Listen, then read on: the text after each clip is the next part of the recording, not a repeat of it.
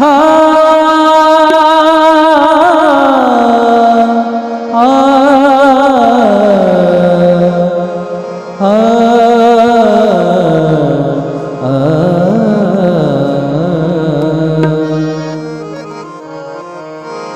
ಶಿವನ ಕಲ್ಯಾಣ ಭುವನ ಕಲ್ಯಾಣ ಶಿವ ಶರಣರ ಅನುಭವದ ಕಲ್ಯಾಣ ಶಿವ ಶರಣರ ಅನುಭವದ ಕಲ್ಯಾಣ ಶಿವನ ಕಲ್ಯಾಣ ಭುವನ ಕಲ್ಯಾಣ ಶಿವನ ಕಲ್ಯಾಣ ಬಸವ ಕಲ್ಯಾಣ ಶಿವ ಶರಣರ ಅನುಭವದ ಕಲ್ಯಾಣ ಶಿವ ಶರಣರ ಅನುಭವದ ಕಲ್ಯಾಣ ಶಿವನ ಕಲ್ಯಾಣ ಭುವನ ಕಲ್ಯಾಣ ಶಿವನ ಕಲ್ಯಾಣ ಬಸವ ಕಲ್ಯಾಣ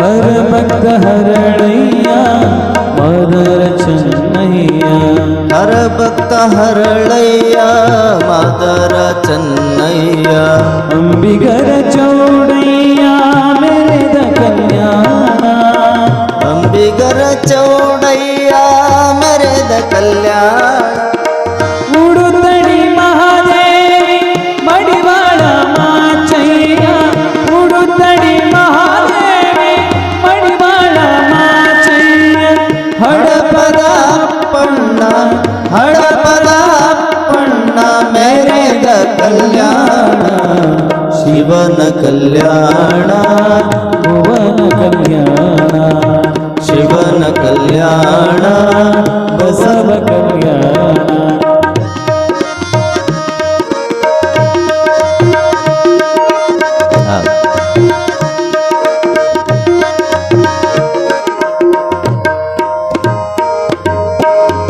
ನೂಲಿಯ ಚಂದಯ್ಯ ಡೋಬರ ಕಕ್ಕಯ್ಯ ನೂಲಿಯ ಚಂದಯ್ಯ ಡೋಹರ ಕಕ್ಕಯ್ಯ ಮೇದಾರ ಕೇತಯ್ಯ ಮೆರೆದ ಕಲ್ಯಾಣ ಮೇದಾರ ಕೇತಯ್ಯ ಮೆರೆದ ಕಲ್ಯಾಣ ಅಲ್ಲವ ಪ್ರಭುದೇವ ಶಿವಯೋಗಿ ಸಿದ್ಧರಾಮ ಅಲ್ಲವ ಪ್ರಭುದೇವ ಶಿವಯೋಗಿ ಸಿದ್ಧರಾಮ ಜಂಗಮರೆಲ್ಲರೂ ಜಂಗಮರೆಲ್ಲರೂ ಮೆರೆದ ಕಲ್ಯಾಣ ಶಿವನ ಕಲ್ಯಾಣ ಭುವನ ಕಲ್ಯಾಣ ಶಿವನ ಕಲ್ಯಾಣ ಬಸವ ಕಲ್ಯಾಣ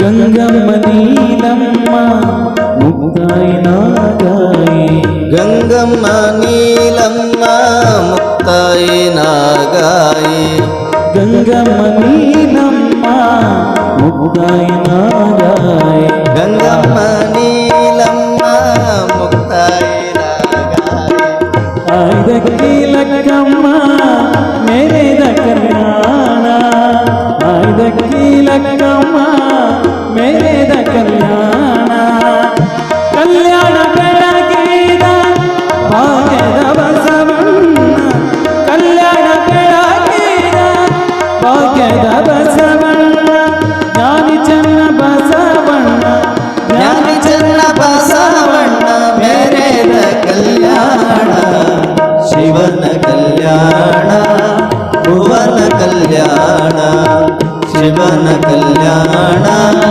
ಬಸವ ಕಲ್ಯಾಣ ಶಿವನ ಕಲ್ಯಾಣ ಶಿವನ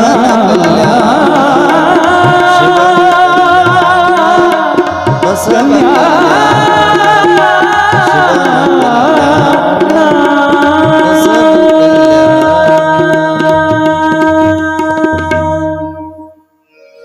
ಜಯ ಗುರು ಬಸವೇಶ್ವರ ಮಹಾರಾಜ ಕಿ. ಓಂ ಶ್ರೀ ಗುರು ಬಸವಲಿಂಗಾಯ ನಮಃ.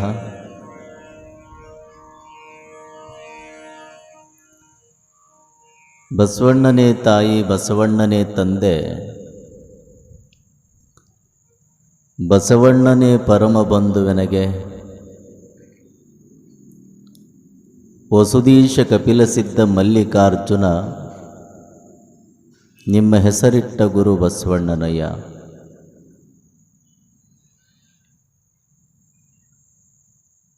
ಪ್ರಾತಸ್ಮರಣೀಯರಾದ ಬಸವಾದಿ ಪ್ರಮಥರನ್ನ ಸ್ಮರಿಸಿ, ಮಹಾಮಾನವತಾವಾದಿ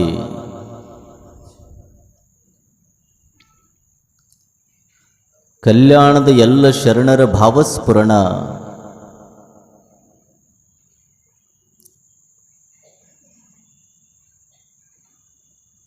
ಸಮಾನತೆ ಹರಿಕಾರ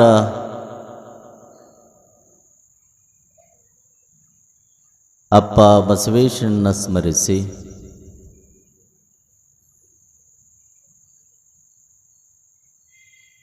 ಬಸವನ ಬಾಗೇವಾಡಿಯ ಸದ್ಭಕ್ತರಿಗೆ ಆರಾಧ್ಯ ದೈವವಾಗಿರುವಂಥ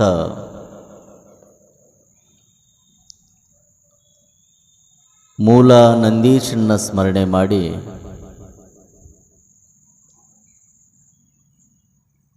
ನಾಡಿನ ಎಲ್ಲ ದಾರ್ಶನಿಕರನ್ನು ಸ್ಮರಿಸಿ,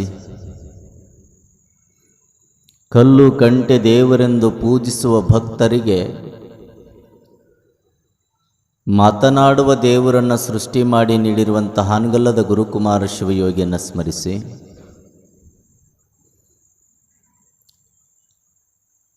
ಬಸವನ ಬಾಗೇವಾಡಿಯ ಪಟ್ಟಣದ ಬಸವೇಶ್ವರರ ಜಾತ್ರಾ ಮಹೋತ್ಸವದ ಅಂಗವಾಗಿ ಹಮ್ಮಿಕೊಂಡಿರುವಂಥ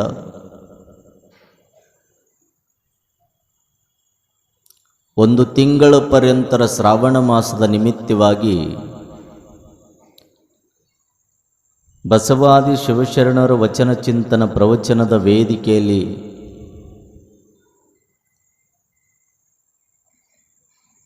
ಇನ್ನೇನು ಸ್ವಲ್ಪ ಹೊತ್ತಿನಲ್ಲಿ ಈ ಸ್ಥಾನಕ್ಕೆ ಅಲಂಕರಿಸ್ತಾ ಇರುವಂಥ ಶ್ರೀಮನ್ ನಿರಂಜನ ಪ್ರಣಮ ಸ್ವರೂಪ ಸಿದ್ಧಲಿಂಗ ಮಹಾಸ್ವಾಮಿಗಳವರ ಪಾದ ಪದ್ಮಗಳಿಗೆ ಭಕ್ತಿಯ ಪ್ರಣಾಮವನ್ನು ಸಮರ್ಪಣೆ ಮಾಡಿ, ಬಸವೇಶ್ವರ ಸೇವಾ ಸಮಿತಿಯ ಅಧಿಕಾರಿಗಳೇ, ಅಧ್ಯಕ್ಷರೇ, ಉಪಾಧ್ಯಕ್ಷರೇ, ಜಾತ್ರಾ ಕಮಿಟಿ ಎಲ್ಲ ಪದಾಧಿಕಾರಿಗಳೇ, ಒಂದು ತಿಂಗಳ ಪರ್ಯಂತರ ನಾದ ನಿನಾದ ಸುನಾದಗಳ ಮುಖಾಂತರ ಸಂಗೀತದ ಸುದೇನ ಉಣಬಡಿಸ್ತಾ ಇರುವಂಥ ನಮ್ಮ ಕಲಾ ಬಳಗವೇ, ಈ ಪ್ರವಚನದ ಸಾರವನ್ನು ನಾಡಿಗೆ ಮುಟ್ಟಿಸ್ತಾ ಇರುವಂಥ ಶರಣು ಬಸ್ತಾಳವರೇ, ಪತ್ರಕರ್ತರೇ, ಈ ಪ್ರವಚನವನ್ನು ಆಲಿಸಿ ನಾವೆಲ್ಲರೂ ಪಾವನರಾಗಬೇಕನ್ನುವಂಥ ಹಂಬಲವನ್ನು ಇಟ್ಕೊಂಡು ಬಂದಿರುವಂಥ ಮಹಾಜನಗಳೇ, ಮಾತೆಯರೇ, ಮುದ್ದು ಮಕ್ಕಳೇ, ತಮ್ಮೆಲ್ಲರ ಅಂತರಂಗದಲ್ಲಿರುವಂಥ ಚಿಜ್ಯೋತಿಗೆ ಶರಣು ಶರಣಾರ್ಥಿ.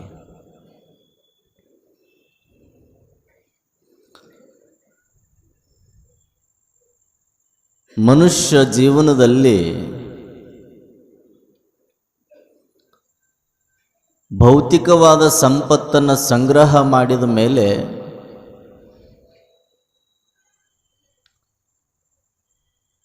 ಆ ಸಂಪತ್ತನ್ನು ಒಂದಿಷ್ಟು ದಾಸೋಹಕ್ಕೆ ಬಳಸಬೇಕು, ದಾನ ಮಾಡಬೇಕು ಅನ್ನುವಂಥ ಚಿಂತನೆಯನ್ನು ನಾವೆಲ್ಲ ಮಾಡಿದ್ದೇವೆ.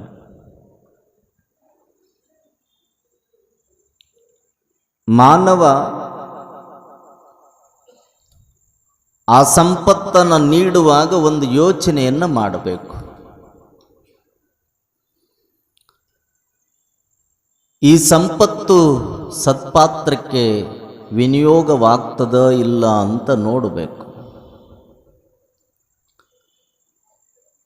ಸತ್ಪಾತ್ರಕ್ಕೆ ಸಲ್ತದಂದ್ರೆ ಮಾತ್ರ ದಾನವನ್ನು ಕೊಡು. ಅದು ಕೆಟ್ಟ ಕಾರ್ಯಕ್ಕೆ ಉಪಯೋಗವಾಗ್ತೈತೆ ಅಂದರೆ ದಾನವನ್ನು ಕೊಡಬೇಡ ಅಂತಾರೆ. ಸರ್ವಜ್ಞ ಒಂದು ಮಾತು ಹೇಳ್ತಾನೆ, ಸಿರಿಬಂದ ಕಾಲಕ್ಕೆ ಕರೆದು ದಾನವ ಮಾಡು, ಪರಿಣಾಮವಕ್ಕೂ ಪದವಕ್ಕೂ ಕೈಲಾಸ ನೆರಮನಿಯ ಅಕ್ಕು ಸರ್ವಜ್ಞ ಅಂತ ಬರೀತಾನೆ. ಆಡದೆ ಕೊಡುವವನು ರೂಢಿಯೊಳಗುತ್ತಮನು,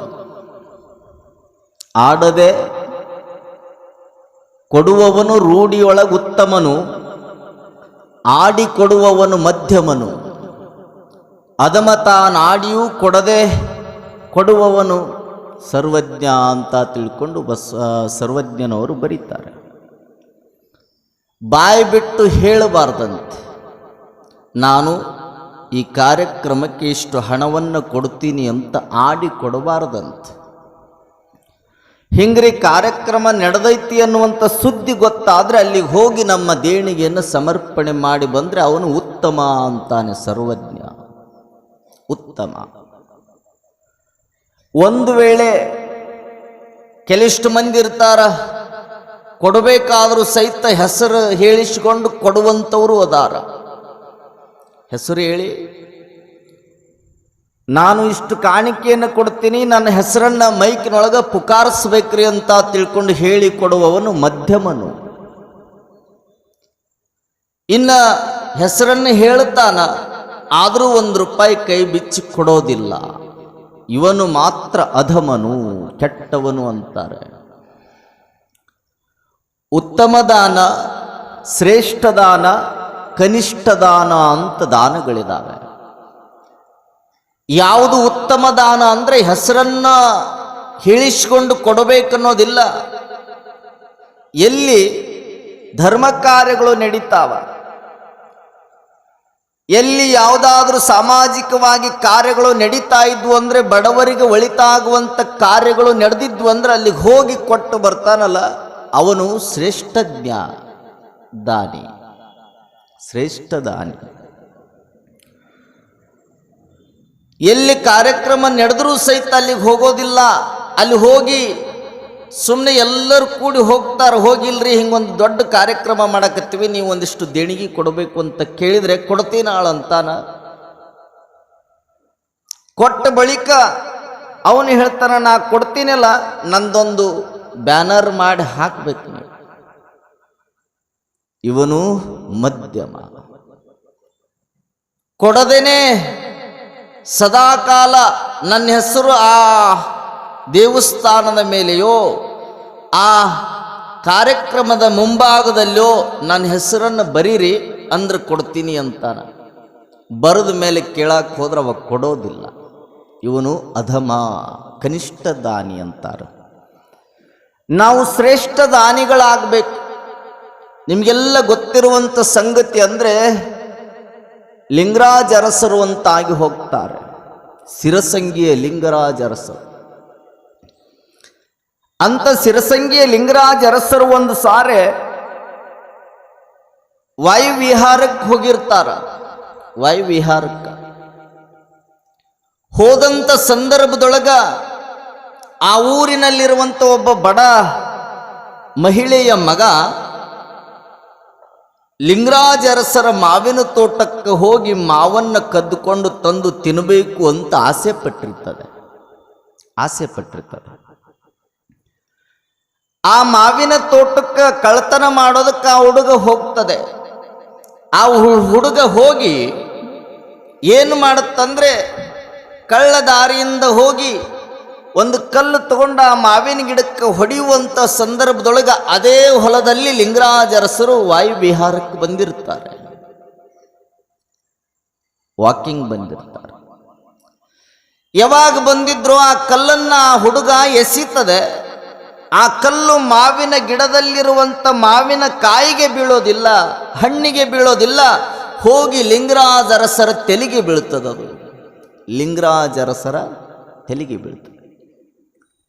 ಯಾವಾಗ ಲಿಂಗರಾಜ ಅರಸರ ತೆಲಿಗೆ ಬಿತ್ತು, ಆ ತೆಲೆಯಿಂದ ರಕ್ತ ಹೊರ ಚಿಮ್ತಾ ಇತ್ತು. ಗಟ್ಟಿಯಾಗಿ ಹಿಡ್ಕೊಂಡು ನೇರವಾಗಿ ಮನೆಗೆ ಬರ್ತಾರೆ. ಬಂದ ಮೇಲೆ ತಮ್ಮ ಕೈಯಲ್ಲಿರುವಂಥ ಆಳುಗಳಿಗೆ ಹೇಳ್ತಾರೆ, ಯಾವುದೋ ಒಂದು ಹುಡುಗ ಇವತ್ತು ನಮ್ಮ ಹೊಲಕ್ಕೆ ಬಂದು ಮಾವಿನ ಗಿಡಕ್ಕೆ ಕಲ್ಲು ಒಗೆದದ, ಆ ಹುಡುಗನನ್ನು ಪತ್ತೆ ಹಚ್ಚಿರಿ ಅಂತಾರ. ಪತ್ತೆ ಹಚ್ಚಿ ಅವನನ್ನು ಕರ್ಕೊಂಡು ಬರ್ರಿ. ಯಾವಾಗ ಪತ್ತೆ ಹಚ್ಚಿ ಕರ್ಕೊಂಡು ಬಾ ಅಂತ ಹೇಳಿದ್ರೋ ಅವಾಗ ಪತ್ತೆ ಹಚ್ಚುತ್ತರ ಒಬ್ಬ ಬಡವಿಯ ಮಗ ಅನ್ನೋದು ಗೊತ್ತಾಗುತ್ತೆ. ಅವರ ತಂದೆ ತೀರಿ ಹೋಗಿರ್ತಾನೆ. ಈ ಎಲ್ಲ ಕೆಲಸ ಮಾಡುವಂತ ಇಬ್ರು ಆಳುಗಳು ಹೋಗಿ ಅವರ ಮನೆಗೆ ಹೋಗಿ ಆ ಮನೆಯೊಳಗಿರುವಂತ ತಾಯಿಗೆ ಹೇಳ್ತಾರೆ, ನೋಡಮ್ಮ, ಇವತ್ತು ಲಿಂಗರಾಜ ಅರಸರ ಮಾವಿನ ತೋಟಕ್ಕೆ ನಿಮ್ಮ ಹುಡುಗ ಬಂದಿದ್ದ, ಅವನು ಕಲ್ಲು ಎಸೆದಿದ್ದಾನೆ. ಆ ಕಲ್ಲು ಹೋಗಿ ಲಿಂಗರಾಜ ಅರಸರ ತೆಲಿಗೆ ಬಿದ್ದೈತಿ. ಅದಕ್ಕೆ ಲಿಂಗರಾಜ ಅರಸರು ನಿಮ್ಮನ್ನ ಕರ್ಕೊಂಡು ಬಾ ಅಂದಾರ, ನೀವು ನಿಮ್ಮ ಮಗ ಕೂಡ ಬರ್ರಿ. ತಾಯಿ ಬೋರಾಡಿ ಅಳ್ತಾಳೆ, ಇರೋದು ಒಂದು ಮಗ, ನಾನು ಗಂಡನನ್ನ ಕಳ್ಕೊಂಡಿದ್ದೀನಿ, ನೋವಿನೊಳಗದೀನಿ, ಇರುವಂತ ಒಂದು ಮಗನ ಮುಖವನ್ನು ನೋಡಿ ಜೀವನ ಮಾಡಕತ್ತೀನ್ರಪ್ಪ. ಮತ್ತು ಅವನು ಕರ್ಕೊಂಡು ಹೋಗಿ ಏನಾದರೂ ರಾಜ ಅರಸ ಯಾವುದಾದ್ರೂ ಶಿಕ್ಷೆಯನ್ನು ಕೊಡಬಹುದು, ದಯವಿಟ್ಟು ಏನಾರ ಮಾಡಿ ಮನ್ನಿಸ್ರಿ ಅಂತಾಳಕಿ. ಅದೆಲ್ಲ ನಮಗೆ ಬೇಕಾಗಿಲ್ಲ, ಕರ್ಕೊಂಡು ಬಾ ಅಂದಾರ, ನೀವು ನಮ್ಮ ಜೊತೆಗೆ ಬರ್ರಿ. ಹೋದ್ರು. ಹೋದ ಮೇಲೆ ಲಿಂಗರಾಜ ಅರಸರು ಅಲ್ಲಿರುವಂತ ಹುಡುಗನನ್ನ ಪ್ರಶ್ನೆ ಮಾಡ್ತಾರೆ, ನೀನು ಇವತ್ತು ನಮ್ಮ ತೋಟಕ್ಕೆ ಬಂದಿದ್ದೇನು? ಹೌದ್ರಿ, ತೋಟಕ್ಕೆ ಬಂದು ಏನು ಮಾಡಿದಿ? ಏನೂ ಇಲ್ರಿ, ನನಗೆ ಮಾವಿನ ಹಣ್ಣನ್ನು ತಿನ್ನಬೇಕನ್ನುವಂಥ ಆಸೆ ಆಗಿತ್ತು, ಅದಕ್ಕೆ ನಾನು ಬಂದಿದ್ದೆ. ಒಂದು ಕಲ್ಲು ತಗೊಂಡು ಮಾವಿನ ಗಿಡಕ್ಕೆ ಕಲ್ಲು ಒಗದೀನಿ, ಆದ್ರೆ ಮಾವಿನ ಗಿಡ ಹಣ್ಣು ಕೊಡಲಿಲ್ಲ, ಅದು ಬಂದು ನಿಮಗೆ ಬಿದ್ದೈತೆ ಅನ್ನೋದು ಸುದ್ದಿ ಇವ್ರು ಬಂದು ಹೇಳಿದ ಮೇಲೆ ಗೊತ್ತಾಗೈತ್ರಿ, ದಯವಿಟ್ಟು ನನ್ನನ್ನು ಕ್ಷಮಿಸ್ರಿ ಅಂತ ಹುಡುಗ.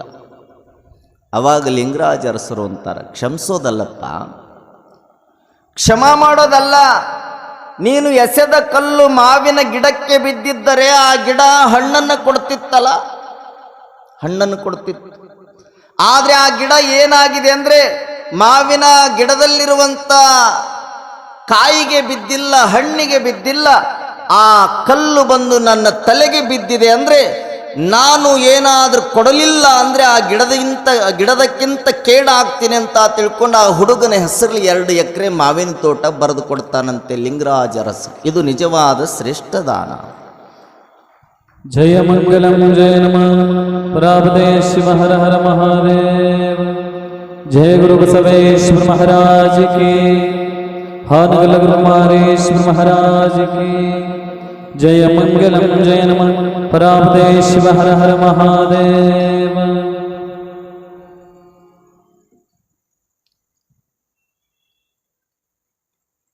ಇವರು ನಿಜವಾದ ಶ್ರೇಷ್ಠ ದಾನಿಗಳು. ಹಾಗಾಗಿ ನಾವು ದಾನ ಮಾಡಬೇಕಂತೆ.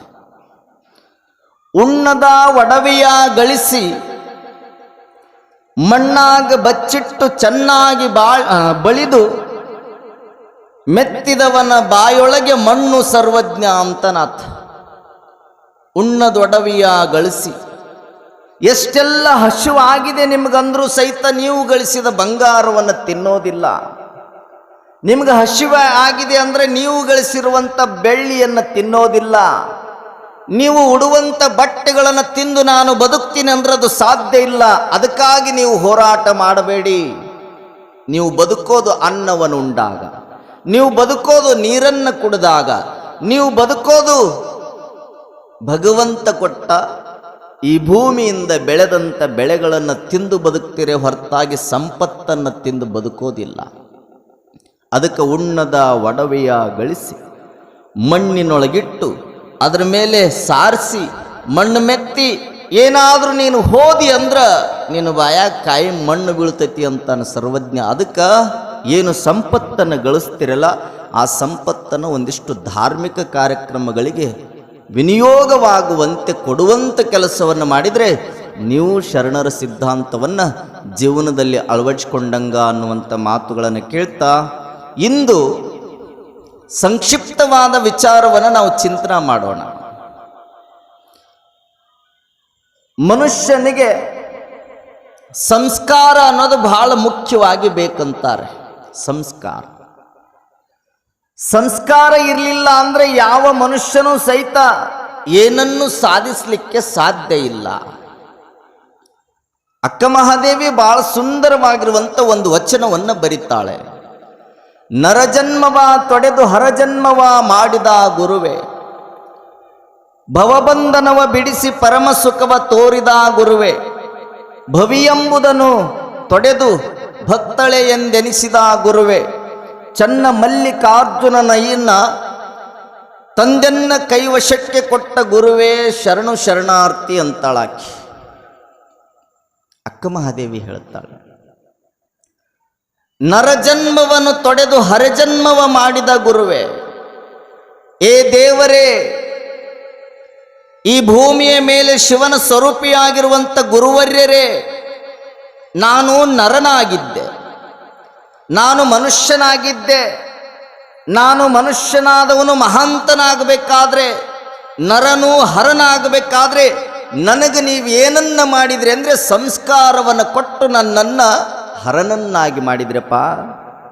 ನಮ್ಮ ಧರ್ಮದ ತಿರುಳನ್ನು ತಿಳಿಸ್ಕೊಟ್ರಿ, ನಮ್ಮ ಧರ್ಮದ ಅಷ್ಟಾವರಣ ಪಂಚಾಚಾರ ಷಟಸ್ಥಲಗಳನ್ನುವಂಥದ್ದನ್ನು ಬೋಧನಾ ಮಾಡಿ ನನ್ನನ್ನು ಏನು ಮಾಡಿದ್ರಿ ಅಂದರೆ ಸಂಸ್ಕಾರದಿಂದ ಹರನನ್ನಾಗಿ ಮಾಡಿದ್ರಿ.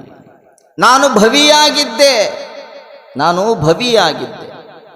ಆ ಭವಿಯಾಗಿರುವಂಥವಳನ್ನ ಭಕ್ತಿ ಅನ್ನುವಂತೆ ಮಾಡಿದ್ದು ಯಾರು ಅಂದರೆ ಅದು ಗುರುವರ್ಯ ನೀವಪ್ಪ. ಅದು ಯಾವುದರಿಂದ ಅಂದರೆ ಸಂಸ್ಕಾರದ ಬಲದಿಂದ ಅಂತಾಳೆ ಅಕ್ಕ ಮಹಾದೇವಿ. ಭವಬಂಧನವ ಬಿಡಿಸಿ ಪರಮ ಸುಖವ ತೋರಿದ ಗುರುವೆ. ಈ ಬಂಧನ ಬೇರೆ, ಭವಬಂಧನ ಬೇರೆ. ಭವಬಂಧನ ಅನ್ನೋದು ಯಾಕೆ ಬರ್ತದೆ? ಅದು ಯಾಕೆ ಬರ್ತೈತೆ ಅಂದರೆ ಬಸವಣ್ಣವ್ರು ಹೇಳ್ತಾರೆ, ಹಿಂದಣ ಜನ್ಮದಲ್ಲಿ ಲಿಂಗವ ಜರಿದನಾಗಿ. ಹಿಂದಿನ ಜನ್ಮದೊಳಗೆ ಲಿಂಗವನ್ನು ಬಿಟ್ಟಿಯಲ್ಲ, ಹಿಂದಿನ ಜನ್ಮದೊಳಗ ಜಂಗಮನನ್ನು ಬಿಟ್ಟಿಯಲ್ಲ, ಅದಕ್ಕಾಗಿ ನಿನಗೆ ಭವಬಂಧನ ಅನ್ನೋದು ಬಂದೈತಪ್ಪ. ಅದು ಭವಬಂಧನ ಬರಬಾರ್ದು ಅಂದರೆ ಸದಾಕಾಲ ಲಿಂಗವನ್ನ ಜಂಗಮನನ್ನು ಸದಾಕಾಲ ಪೂಜಿಸಬೇಕು ಅನ್ನುವಂಥ ಸಿದ್ಧಾಂತವನ್ನ ಬಸವಣ್ಣವರು ಈ ನಾಡಿಗೆ ನೀಡಿದ್ದಾರೆ. ಅಂದರೆ ನಾವು ಒಂದಿಷ್ಟು ಜಂಗಮರ ಮೇಲೆ ಭಕ್ತಿಯನ್ನು ನೀಡಬೇಕು, ಲಿಂಗದ ಮೇಲೆ ಶ್ರದ್ಧೆ ನೀಡಬೇಕು. ಲಿಂಗದ ಮೇಲೆ ಶ್ರದ್ಧೆಯನ್ನ, ಜಂಗಮನ ಮೇಲೆ ಭಕ್ತಿಯನ್ನ, ಗುರುವಿನ ಮೇಲೆ ಭಕ್ತಿಯನ್ನ, ಎಲ್ಲದನ್ನು ಕಲಿಸಿಕೊಡೋದು ಯಾವುದು ಅಂದರೆ ಅದು ಗುರು ಕೊಟ್ಟ ಸಂಸ್ಕಾರದ ಬಲದಿಂದ ಎಲ್ಲದೂ ಕಲೀಲಿಕ್ಕೆ ಸಾಧ್ಯವಾಗ್ತದೆ. ಹಾಗಾಗಿ ಸಂಸ್ಕಾರ ಬಹಳ ಮುಖ್ಯವಾಗಿ ಬೇಕು. ತಾಯಿಯ ಗರ್ಭದಿಂದ ಭೂಗರ್ಭಕ್ಕೆ ಬರಬೇಕಾದ್ರೆ ಒಟ್ಟಾರೆ ಹುಟ್ಟುವಂಥ ಮಗುವಿಗೆ, ಕೂಸಿಗೆ ಒಟ್ಟಾರೆ 32 ಸಂಸ್ಕಾರಗಳಿರ್ತಾವೆ. 32. ಆ 32 ಸಂಸ್ಕಾರಗಳನ್ನು ನಾವು ಕೊಡೋದಿಲ್ಲ. ಅದರೊಳಗೆ ಆಯ್ಕೆ ಮಾಡಿ ಹುಟ್ಟಿನಿಂದ ಹಿಡ್ಕೊಂಡು ಸಾಯುವವರೆಗೂ ಸಹಿತ 16 ಸಂಸ್ಕಾರಗಳನ್ನು ನಮ್ಮ ಧರ್ಮದವರು ನೀಡುತ್ತಾರೆ. 16 ಸಂಸ್ಕಾರಗಳನ್ನು. ಈ ಹೆಸರಿಡುವಂಥದ್ದಂತೀವಲ್ಲ ನಾವು, ಅದು ಒಂದು ಸಂಸ್ಕಾರನ. ಹೆಸರಿಡೋದು, ನಾಮಕರಣ ಮಾಡೋದು, ಕೊನೆಗೆ ಜವಳ ತೆಗೆಸೋದಂತೀವಲ್ಲ ನಾವು, ಜಡಿ ತೆಗೆಯೋದು, ಅದು ಒಂದು ಸಂಸ್ಕಾರ.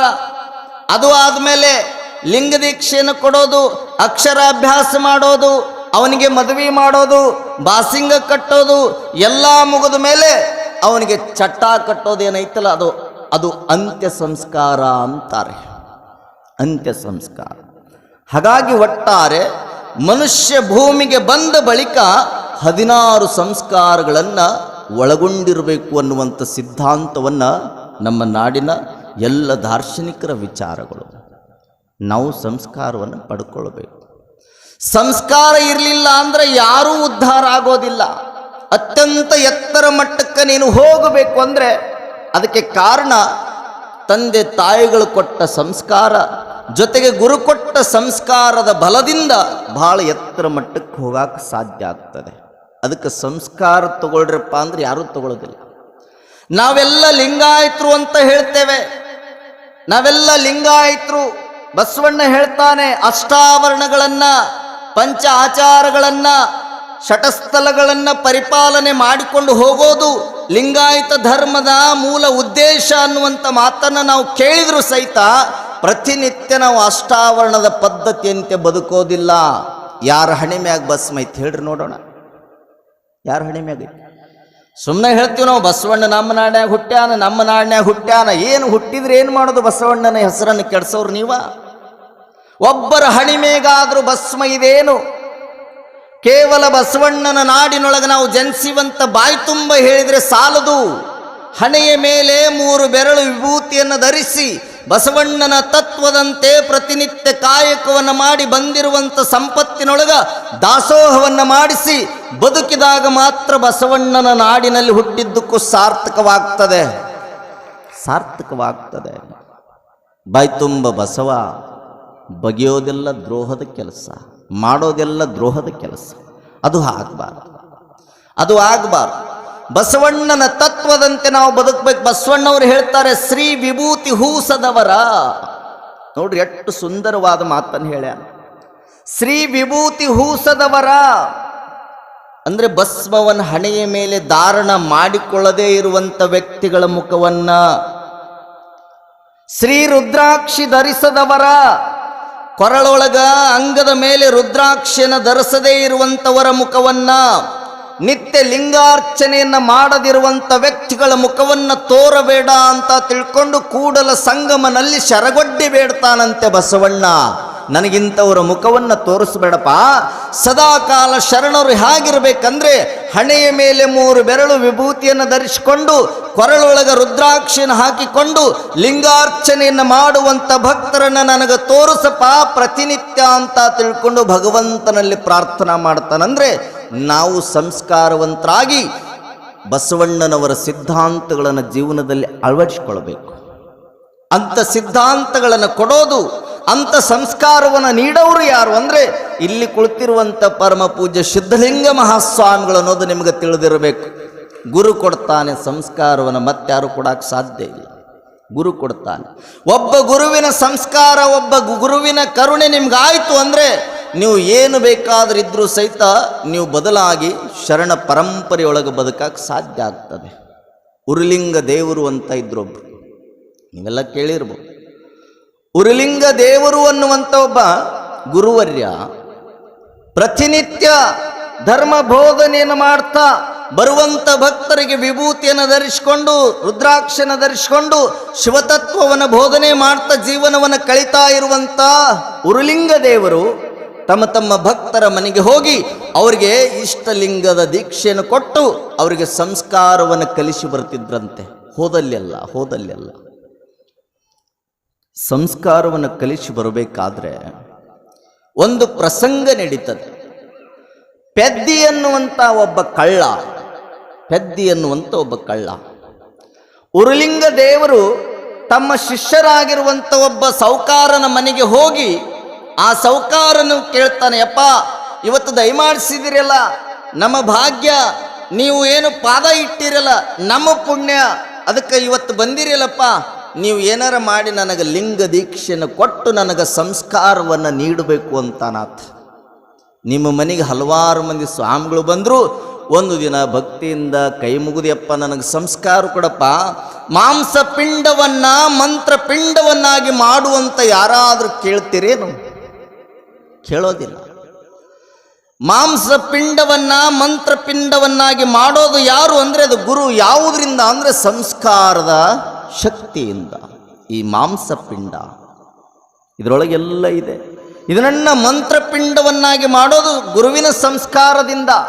ಹಾಗಾಗಿ ಆ ಶಿಷ್ಯ ಕೇಳ್ತಾನೆ, ದಯವಿಟ್ಟು ನನಗೆ ಲಿಂಗ ದೀಕ್ಷೆಯನ್ನು ಕೊಟ್ಟು ನನ್ನನ್ನು ಮಾಂಸಪಿಂಡವನ್ನು ಹೋಗಿ ಮಂತ್ರಪಿಂಡವನ್ನಾಗಿ ಮಾಡಬೇಕು ಗುರುವರ್ಯ ಅಂತ ಸಾಷ್ಟಾಂಗ ಹಾಕಿದ.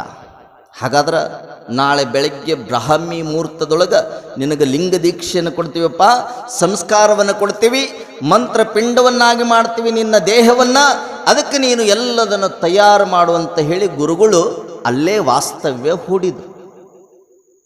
ಈ ಪೆದ್ದಿ ಅನ್ನುವಂಥ ಕಳ್ಳ, ಈ ಪೆದ್ದ ಪ್ರತಿನಿತ್ಯ ಅವನ ಜೀವನ ಏನಾಗಿತ್ತು ಅಂದರೆ ಅವನ ಉಪಜೀವನಕ್ಕೆ ಒಂದೊಂದು ಮನೆಗಳನ್ನು ಕಳ್ತನ ಮಾಡ್ತಿದ್ದವನು. ಕಳ್ತನ ಮಾಡೋದು ಯಾವಾಗ ಕಳ್ತನ ಮಾಡ್ತಿದ್ದ ಹಾಗೆ ಕಳ್ತನ ಮಾಡ್ಕೊತ ಹೆಂಡ್ರು ಮಕ್ಕಳನ್ನು ಸಲುಕೊಂತ ಎಲ್ಲ ಜೀವನ ಮಾಡ್ಕೊಂತ ಹೋಗುತ್ತಿರುವಂಥ ಕಳ್ಳ ಒಂದು ದಿನ ಕಳ್ತನ ಮಾಡುವುದಕ್ಕಾಗಿ ಅದೇ ಸೌಕಾರನ ಮನೆಗೆ ಬರ್ತಾನೆ. ಅಂದು ಕಳ್ಳತನಕ್ಕಾಗಿ. ಯಾವಾಗ ಕಳ್ಳತನಕ್ಕೆ ಬಂದ, ಬೆಳಗಿನ ಜಾವದೊಳಗೆ ಕಳ್ತನ ಮಾಡ್ತಾರೆ ಕಳ್ಳರು. ಯಾವಾಗಲೂ ಬೆಳಗಿನ ಜಾವ. ಯಾಕಂದ್ರೆ ಆ ಸಂದರ್ಭದೊಳಗೆ ಗಾಢ ನಿದ್ರೆಯೊಳಗ ತಲ್ಲೀನರಾಗಿರ್ತಾರೆ ಮನುಷ್ಯರೆಲ್ಲ. 1 ಗಂಟೆ 2 ಗಂಟೆ 3 ಗಂಟೆ ಮಟ್ಟ ಎಚ್ಚರ ಇರಬಹುದು. 4-5 ಗಂಟೆ ಸುಮಾರಿಗೆ ಗಾಢ ನಿದ್ರೆ ಹತ್ತದ. ಅವಾಗ ನಾನು ಕಳ್ಳತನ ಮಾಡಬೇಕು ಅಂತ ತಿಳ್ಕೊಂಡು ಆ ಪೆದ್ದಿ ಏನು ಮಾಡ್ತಾನಂದ್ರೆ ಅದೇ ಮನೆಯ ಮೇಲೆ ಕುಳಿತಿರ್ತಾನೆ. 5 ಗಂಟೆ ಸುಮಾರಿಗೆ ಒಳಗಡೆ ಸ್ನಾನ ಸ್ವಲ್ಪ ಧ್ವನಿ ಕೇಳಾಕತ್ತದೆ. ಸ್ನಾನ ಮಾಡೋದು ಎಲ್ಲ ಜನಗಳು ಹೇಳ್ರಿ ಸ್ನಾನ ಮಾಡ್ರಿ, ಗುರುಗಳು ಇನ್ನೇನು ಬ್ರಾಹ್ಮಿ ಮುಹೂರ್ತದೊಳಗೆ ನಮಗೆ ದೀಕ್ಷೆ ಕೊಡ್ತೀನಿ ಅಂದಾರ, ಎದ್ದೇಳ್ರಿ ಎದ್ದೇಳ್ರಿ ಅಂತ ಎಲ್ಲ ಶಬ್ದಗಳು ಕೇಳಿದಾಗ ಉರ್ಲಿಂಗ ದೇವರು ಹೇಳ್ತಾರೆ, ಈ ಪೆದ್ದೆ ಮೇಲೆ ಕೂತು ಏನಿರ್ಬೋದು ಇವತ್ತು ಇವ್ರ ಮನ್ಯಾಗ, ಇವ್ರ ಮನೆಗೆ ಕಳ್ತನ ನಾ ಮಾಡಕ್ಕೆ ಬಂದೇನಿ, ಏನು ನಡೆದದ ಅಂತ ತಿಳ್ಕೊಂಡು ಅವಾಗಿನ ಕಾಲದಲ್ಲಿ ಹಂಚುಗಳನ್ನು ಹಾಕಿರ್ತಿದ್ರು ಮನೆಯ ಮಾಳಿಗೆಗೆ. ಆ ಹಂಚನ್ನು ತೆರೆದು ನೋಡಿದ. ಆ ಹಂಚನ್ನು ತೆರೆದು ಏನು ಇಣಿಕಿ ನೋಡಿದ, ಅದೇ ಜಾಗದೊಳಗ ಒಂದು ಸುಂದರವಾದ ಮಂಟಪವನ್ನು ನಿರ್ಮಾಣ ಮಾಡಿದ್ದು ತಳಿರು ತೋರಣಗಳಿಂದ. ಆ ಮಂಟಪದ ಮಧ್ಯಭಾಗದೊಳಗ ಗುರುಗಳು ಕುಂತು ಜಪ ಮಾಡಕತ್ತಿದ್ರು, ಭಸ್ಮ ಹಚ್ಕೊಳಕತ್ತಿದ್ರು. ಎಲ್ಲ ನೋಡಿದ.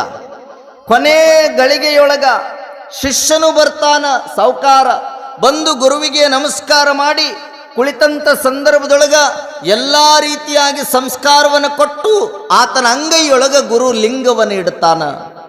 ಲಿಂಗವನ್ನಿಟ್ಟು ಮಂತ್ರೋಪದೇಶವನ್ನು ಮಾಡಿ ಅವಾಗ ಗುರು ಹೇಳ್ತಾನಂತೆ, ಪ್ರತಿನಿತ್ಯ ಪೂಜೆಯನ್ನು ಮಾಡಬೇಕಪ್ಪ, ಲಿಂಗ ಪೂಜೆಯನ್ನು ಮಾಡಬೇಕು, ನಾ ಹೇಳಿದ ಮಂತ್ರವನ್ನು ದಿನನಿತ್ಯ ಪಠಣ ಮಾಡಬೇಕು ಅಂತ ತಿಳ್ಕೊಂಡು ಎಲ್ಲವನ್ನು ಹೇಳಿದಾಗ ಅದನ್ನ ಮೇಲೆ ಕುಂತು ಕಳ್ಳ ನೋಡ್ತಾನೆ. ಕಳ್ಳ ನೋಡಿ ಕಳ್ಳನಿಗೆ ಆಶ್ಚರ್ಯಕ್ಕದ. ಎಂದೂ ಜೀವಮಾನದೊಳಗೆ ಬರೇ ಕಳ್ತನ ಮಾಡಿಕೊಂತ ಹೋಗಿ ನಾನು ಒಂದು ದಿನಾನೂ ಸಹಿತ ಅದು ಕರಿಯದಾಗಿರುವಂಥದ್ದನ್ನು ಅಂಗೈಯೊಳಗಿಟ್ನಲ್ಲ, ಏನಿರಬಹುದು ಅಂತ ಕುತೂಹಲ ಹುಡ್ತದ ಅವನಿಗೆ. ತವಕ ಏನಿರಬಹುದು ಅದು, ಅದರಿಂದ ಅಷ್ಟು ಶಕ್ತಿ ಐತೇನು, ಅದರೊಳಗೆ ಏನಿರಬಹುದು, ಬಂಗಾರಲ್ಲ, ಬೆಳ್ಳೆಲ್ಲ, ವಜ್ರಲ್ಲ, ವೈಡೂರ್ಯ ಅಲ್ಲ, ಏನೂ ಅಲ್ಲ, ಈ ಕರಿಯದಾಗಿರುವಂಥ ಆ ಲಿಂಗ ಅನ್ನೋದು ಗೊತ್ತಿಲ್ಲ ಅವನಿಗೆ. ಕಲ್ಲಂತಿದ್ದವ, ಆ ಕಲ್ಲಿನೊಳಗೆ ಏನಿರಬಹುದು ಅನ್ಕೊಂಡ. ಏನಿರಬಹುದು ಕುತೂಹಲ ಇರ್ತೈತಿ ನೋಡ್ರಿ ಒಬ್ಬೊಬ್ಬರು ಏನೂ ನೋಡಿಲ್ಲ ಅಂದ್ರೆ ಯಾರಾದರೂ ಅದನ್ನು ತೋರಿಸೋದಿಲ್ಲ ಅಂತ ತಿಳ್ಕೊಂಡು ಬಚ್ಚಿಟ್ರು ಅಂದ್ರೆ ಅದನ್ನು ಅವ್ರು ಇಲ್ದಾಗರ ನೋಡಿ ಸಮಾಧಾನ ಪಡ್ತೀವಿ ನಾವು, ಅಟ್ಟು ಕುತೂಹಲ. ಯಾವನೋ ಒಬ್ಬವ ಮಾರ್ಕೆಟಿಗೆ ಬಂದಿದ್ದ. ಮಾರ್ಕೆಟಿಗೆ ಬಂದಾಗ ಅವನ ಕೈಯಾಗ ರೊಕ್ಕಿತ್ತು, ಅಡ್ಡಾಡ್ಕೊಂತ ಬರ್ಬೇಕಾದ್ರೆ ಒಂದು ಕನ್ನಡಿ ನೋಡಿದವ. ಏನು ನೋಡಿದ್ರಿ? ಏನು ನೋಡಿದ? ಕನ್ನಡಿ ನೋಡಿದ. ಕನ್ನಡಿ ಅಂದ್ರೆ ಗೊತ್ತಾಗೈತಲ್ಲ. ಆ ಕನ್ನಡಿ ನೋಡಿದ. ಆ ಕನ್ನಡಿ ಒಳಗ ಹಿಂಗಿಡಿದು ನೋಡಿದ ಮೇಲೆ ತಾನೇನು ಕಂಡ ತನ್ನ ಪ್ರತಿರೂಪ ಕಾಣ್ತಲ್ಲ, ಅವಾಗ ಆ ಕನ್ನಡಿ ತಗೋಬೇಕಂದವ. ಏನಿದು ವಿಶೇಷ, ಇದನ್ನ ಒಟ್ಟ ನೋಡೇ ಇಲ್ಲ, ನನ್ನನ್ನೇ ಅದರೊಳಗೆ ತೋರಿಸುತ್ತಲ್ಲ ಅಂತ ತಿಳ್ಕೊಂಡು ಆ ಕನ್ನಡಿಯನ್ನು ಖರೀದಿ ಮಾಡಿಕೊಂಡು ಮನೆಗೆ ಬಂದ. ಮನೆಗೆ ಬರುವಾಗ ಹಾಳಿ ಸುತ್ತಿಕೊಂಡು ಬಂದಿದ್ದದ. ಈ ಗ್ಲಾಸ್ ಗೀಸ್ ಒಡೆದಿತ್ತು ಅಂತ ಹಾಳಿ ಸುತ್ತಿ ಕೊಟ್ಟಿದ್ರು ಅವ್ರು ಅಂಗಡಿಕಾರ. ಅದನ್ನು ತಗೊಂಡು ಬಂದು ಮನೆಯೊಳಗೆ ಯಾರಿಗೂ ಹೇಳಿಲ್ಲ. ಪ್ರತಿನಿತ್ಯ ಅದನ್ನು ತಗೊಂಡು ಹೋಗಿ ಒಂದು ಟ್ರಂಕಿನೊಳಗೆ ಹಾಕಿಟ್ಟವ. ಚಾವಿ ಹಾಕಿದ. ಅದಕ್ಕೆ ಚಾವಿ ಹಾಕಿದ. ದಿನ ಸ್ನಾನ ಮಾಡಿ ಊಟ ಗೀಟ ಮಾಡಿಕೊಂಡು ರೂಮಿಗೆ ಹೋಗಿ ಹೊರಗು ಏನು ಹೋಗ್ತಿದ್ದ. ಅವಾಗ ಹೋಗುವಾಗ ಟ್ರಂಕ್ ತೆಗೆದು ಆ ಟ್ರಂಕ್ನಾಗಿರುವಂಥ ಕನ್ನಡಿ ನೋಡವ, ಮತ್ತೆ ಹೊಳ್ಳಿ ಅದ್ರೊಳಗಿಟ್ಟು ಹೋಗಿಬಿಡವ. ಹೊಳ್ಳಿಟ್ಟು ಹೋಗವ. ಕನ್ನಡಿಯ ಪ್ರಜ್ಞೆ ಇರಲಿಲ್ಲ ಅಂದರೆ, ಕನ್ನಡಿ ಅನ್ನುವಂಥ ಜ್ಞಾನ ಇರಲಿಲ್ಲ ಅಂದ್ರೆ ಏನಾಗ್ತೈತೆ ಅಂತ ಹೇಳಾಕತ್ತೀನಿ ನಾನು. ಕನ್ನಡಿ ಅನ್ನೋದು ಗೊತ್ತಿರಲಿಲ್ಲ. ಅವ ಏನಾದರೂ ಎಲ್ಲರಿಗೆ ತೋರಿಸಿಟ್ಟಿದ್ದ ಅಂದ್ರೆ ಯಾರೂ ನೋಡ್ತಿದ್ದಿಲ್ಲ ಅದನ್ನ. ಯಾವಾಗ ಟ್ರಂಕಿನೊಳಗೆ ಚಾವಿ ಹಾಕಕತ್ತಿದ, ಒಂದು ಸಾರಿ ಹೆಂಡತಿ ಅಂತಾಳ, ಏನಿರಬಹುದು ಅದರೊಳಗ? ಕುತೂಹಲ ಹುಡಿತೇಕಿ. ಏನಿರ್ಬೋದು ನನಗೆ ಗೊತ್ತಿರಲಾರ್ದ. ದಿನ ಊಟ ಮಾಡ್ತಾನ, ಸ್ನಾನ ಮಾಡ್ತಾನ, ಊಟ ಮಾಡ್ತಾನ, ಹೊರಗೆ ಹೋಗ್ಬೇಕಾದ್ರೆ ಟ್ರಂಕ್ ಚಾವಿ ತೆಗೆದು ಅದನ್ನು ನೋಡಿ ಇಟ್ಟು ಹೋಗ್ಕಾನಲ್ಲ, ಏನೈತೇನ ನೋಡ್ಬೇಕದನ ಅಂದಾಕಿನ ಅವ ಏನು ಹೊರಗೆ ಹೋದ. ಒಂದು 15 ದಿನ ನೋಡಿದ್ಲ. ಹಂಗ ಎಂದೂ ಈತ ರೂಮಿಗೆ ಹೋಗಿದ್ದಿಲ್ಲ. ಈಗ 15 ದಿನ ಆತು, ದಿನ ರೂಮಿಗೆ ಹೋಗಿ ನೋಡಿ ಹೊಕ್ಕಾನಂದ್ರೆ ಏನೋ ಇರಬಹುದು ತಡಿ ಅಂತ ತಿಳ್ಕೊಂಡು ಆತು ಹೊರಗೆ ಹೋದ ಮೇಲೆ ಈಕಿ ಬಂದು ಆ ಟ್ರಂಕ್ ತೆಗಿತಾಳ. ಟ್ರಂಕ್ ತೆಗೆದು ಆ ಟ್ರಂಕ್ನಾಗಿರುವಂಥ ಆ ಕನ್ನಡಿ ತೊಗೊಂಡು ಹಿಂಗೆ ನೋಡ್ತಾಳ. ನೋಡಿದ ಮೇಲೆ ಆ ಕನ್ನಡಿ ಒಳಗೆ ಯಾರು ಕಾಣ್ತಾರೆ? ಯಾರು ಕಾಣ್ತಾರ? ನೋಡಿದವ್ರು ಕಾಣ್ತಾರ. ಏನು ನೀವು ಕಾಣ್ತೀರ? ನೋಡಿದವರು ಕಾಣ್ತಾರ. ಯಾವಾಗ ನೋಡಿದವರು ಕಂಡ್ರು ಅವಾಗ ಆಕೆಂತಳ ಅಬಾ ಬಾ ಬಾ ಬಾ ಬಾ. ಅದಕ್ಕೆ ಅಂತಿನ್ನ ದಿನ ಯಾಕೆ ನೋಡ್ತಾನೀತಂದ್ರೆ ಯಾವಕ್ಕಿದ ಒಂದು ಫೋಟೋ ಇಟ್ಟಾನೀತ, ಫೋಟೋ ಇಟ್ಟಾನೀತ. ಅದಕ್ಕೆ ಆಕಿನ ದಿನ ತೆಗೆದು ನೋಡೋದು, ಹೊರಗೆ ಹೋಗೋದು, ತೆಗೆದು ನೋಡೋದು, ಹೊರಗೆ ಹೋಗೋದು ಮಾಡ್ತಾನಲ್ಲ. ಆಯ್ತು ಬರ್ಲಿ ಆಯ್ತು ಅಂತ ಚಲುವ ತಾಲೆ ಕಾಳಗ. ಅಡಿಗೆ ಮಾಡೋದು ಬಿಟ್ಲು, ಮಧ್ಯಾಹ್ನ ಊಟಕ್ಕೆ ತಯಾರು ಮಾಡಲಿಲ್ಲ. ಹೊಳ್ಳಿ ಟ್ರಂಕನ್ನು ಹಾಕಿ ಬಂದ್ಲು. ಬಂದ ಮೇಲೆ ಇವಾಗ ಊಟದ ಟೈಮ್ ಆಗಿತ್ತು. ಮನೆಗೆ ಬಂದಾಗ ಕೇಳಿದ, ಯಾಕೆ ಅಡಿಗೆ ಮಾಡಿಲ್ಲ? ಅಲ್ಲಿ ಟ್ರಂಕ್ನಾಗ ಅದಾಳಲ್ಲ ಆಕೆ ಮಾಡ್ತಾಳೆ, ಹೋಗಿ ನಾ ಮಾಡೋದಿಲ್ಲ ಅಂದ್ಲಾಕಿ. ಅರೆ ಅವ ಅಂದ ಟ್ರಂಕ್ನಾಗ ಯಾರದಾರ? ಅಯ್ಯ ಇದೆಲ್ಲ ಬೇಡ, ಮಸಲತ್ತು ಗೊತ್ತಾತ್ ನನಗೆ, ಚಲೋ ಮಾಡಿಲ್ದಾಕಿ. ಅದು ಅಲ್ಲೋ, ನೀ ಏನು ಹೇಳಬೇಡ ನನಗ, ಕತ್ತಿ ಕಟ್ಟಬೇಡ, ನಾನಾ ಪಸಂದ್ ನೋಡೀನಿ ಅಂತ ಚಲೋ ಮಾಡಿಲ್ದಾಕಿ. ಚಲೋ ಮಾಡಿ ಅಡಿಗೆ ಮಾಡೋದು ಬಿಟ್ಲು. ಜಗಳ ಚಲೋ ಆತು. ಮನ್ಯಾಗ ಅತ್ತಿದ್ಲಲ್ಲ ಅತ್ತಿಗೆ ಈ ನ್ಯಾಯ ಮುಟ್ಟಿತು. ಏನ್ರಿ ಅತ್ತಿಯವರ, ನಿಮ್ಮ ಮಗ ಚಲೋ ಅನ್ಕೊಂಡಿದ್ದೆ, ಮತ್ತು ಅವ ಏನಾಗ್ಯಾನ? ಹುಳ ಹತ್ತೇನೇನು? ಹುಳ ಹತ್ತೋದಲ್ರಿ, ಹುಳ ಹತ್ತೋದಕ್ಕಿಂತ ಅತತ ಮಾಡ್ಯಾನ. ಏನು ಮಾಡ್ಯಾನ ಕೇಳ್ರಿ ಅಲ್ಲೇ. ಏನು ಮಾಡ್ಯಾ ಮಗನ? ಏನೂ ಇಲ್ವೇವ, ಏನು ಮಾಡ್ಬೇಕು? ನಾನು ಇದ್ದಂಗ ಅದೀನಿ. ಸುಳ್ಳು ಹೇಳ್ತಾರ್ರಿ, ಬೇಕಾದ್ರೆ ನೀವು ಹೋಗಿ ಟ್ರಂಕ್ ತೆಗೆದು ನೋಡ್ರಿ ಅಂತಾಳ ಆಕಿ. ಇದು ಏನಾರ ಇರ್ಬೋದು ಅಂತ ಇದು ಹೋಗಿ ನೋಡಿತ್ತು. ನೋಡಿದ ಮೇಲೆ ಇವಾಗ ಇದು ತೆಗೆದು ನೋಡಿತಲ್ಲ, ಅವಾಗ ಆಕೆ ಅದ್ರಾಗ ಕಾಣ್ತಾಳ. ಆವಾಗ ಆಕೆ ಅಂತಾಳ, ಅಯ್ಯಪ್ಪ ಯಾಕೆ ಸೊಸಿ ಯಾಕೆ ಜಗಳ ಮಾಡ್ತ? ಇದ್ರೂ ಇರ್ಬೋದು ಬಿಡು ಅನ್ಲಾಕಿ. ಇದ್ರೂ ಇರ್ಬೋದು ಬಿಡಲ್ಲ. ಆಳವ್ಗೇನು ಒಬ್ಬಾಕೆ ಆದ್ರೇನು, ಇಬ್ಬರಾದ್ರೇನು, ಏನಾತು ಬಿಡು ಅಂತ ಆಕೆ ಅಂದ್ಲು. ಆಕೆಗೆ ಗೊತ್ತಿಲ್ಲ ನಾನ ಅದ್ರ ಕಂಡೀನಿ ಅನ್ನೋದು. ಆಕೆ ಅಂದ್ಲು. ಅಂದಮೇಲೆ ಆಕಿ ಅತ್ತಿ ಮ್ಯಾಗ ಸಿಟ್ಟಾಲ್ದು, ಇವನ ಮ್ಯಾಗ ಸಿಟ್ಟಾಲ್ದು. ಕೊನೆಗೆ ಅವ್ರ ಅವ್ವನ ತಾಯಿದ್ಲು ಮನ್ಯಾಗ ಅಜ್ಜಿ ಕಡೆ ಹೋತಿದ್ದು ನ್ಯಾಯ. ಹೋದ ಮೇಲೆ ಅಜ್ಜಿಗೆ ಹೇಳ್ತಾರ, ಈಕಿ ಹಿಂಗೆ ಹೇಳಿಲ್ದು, ಅವ ಹಂಗೆ ಹೇಳಿದ, ಆಕೆ ಹಂಗೆ ಹೇಳಿಲ್ದು. ಕೊನೆಗೆ ನಾನಾ ನೋಡ್ತೀನಿ, ನೋಡಿ ತೀರ್ಮಾನ ಕೊಡ್ತೀನಿ ಅಂತ ತಿಳ್ಕೊಂಡು ಈ ಮುದುಕಿ ಹೋಗಿ ಟ್ರಂಕಿನವಾಗ ಇರುವಂಥ ಕನ್ನಡಿ ತಗೊಂಡು ನೋಡ್ತಿದ್ರು. ನೋಡಿ ಅಂತೈತಂತ. ಅಲ್ಲ ಮಗನ ಮೊಮ್ಮಗನ ಮಾಡೋದು ಮಾಡಿ ವಯಸ್ಸಿಂದರ ಮಾಡಬೇಕಿಲ್ಲ.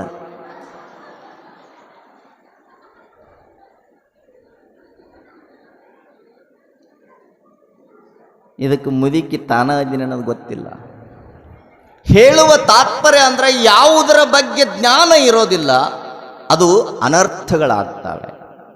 ಪ್ರಜ್ಞೆ ಇರಲಿಲ್ಲ ಅಂದ್ರೆ ಅನರ್ಥಗಳಾಗ್ತಾವ. ನೋಡಬೇಕನ್ನುವಂಥ ಕುತೂಹಲ ಹುಟ್ಟಿತು ಅಂದ್ರೆ ಅಲ್ಲೇ ಘಟನೆಗಳು ನಡೀತಾವ. ಅವರಿಗೆ ಗೊತ್ತಿಲ್ಲ ಇದು ಕನ್ನಡಿ ಅನ್ನೋದು. ಇದರೊಳಗ ನಮ್ಮ ಪ್ರತಿರೂಪ ಕಾಣ್ತದ, ನಮ್ಮ ಪ್ರತಿಬಿಂಬ ಕಾಣ್ತತಿ ಅನ್ನುವಂಥ ಜ್ಞಾನ ಗೊತ್ತಿಲ್ಲ. ಆಕೆ ಹಂಗಂದ್ಲು. ಅವಾಗ ತಿಳಿಸಿ ಹೇಳ್ತಾರೆ, ಇಲ್ಲ ಇಷ್ಟೂರು ಕೂಡಿದೀನಿ, ಎಲ್ಲಿ ತಂದೆ? ಅಲ್ಲೇ ಹೋಗನ್ ನಡಿ, ಅವನ ಹೇಳದ ನಂದಿಂದ. ಅಲ್ಲಿಗೆ ಹೋದ್ಮೇಲೆ ಇಲ್ರಿ ಇದು ಕನ್ನಡಿ, ನೀವ ಕಾಣ್ತೀರಿ ಎಂದಿಂದ ಅವ್ರ ಸಂಸಾರ ಚಲೋ ಉಳಿತಂತ. ಇಲ್ಲ ಅಂದ್ರೆ ದಿಕ್ಕು ಪಾಲಕ್ಕಿತ್ರಿ. ಬರೀ ಒಂದು ಕನ್ನಡಿಯನ್ನು ನೋಡಬೇಕನ್ನುವಂಥ ಕುತೂಹಲದಿಂದ.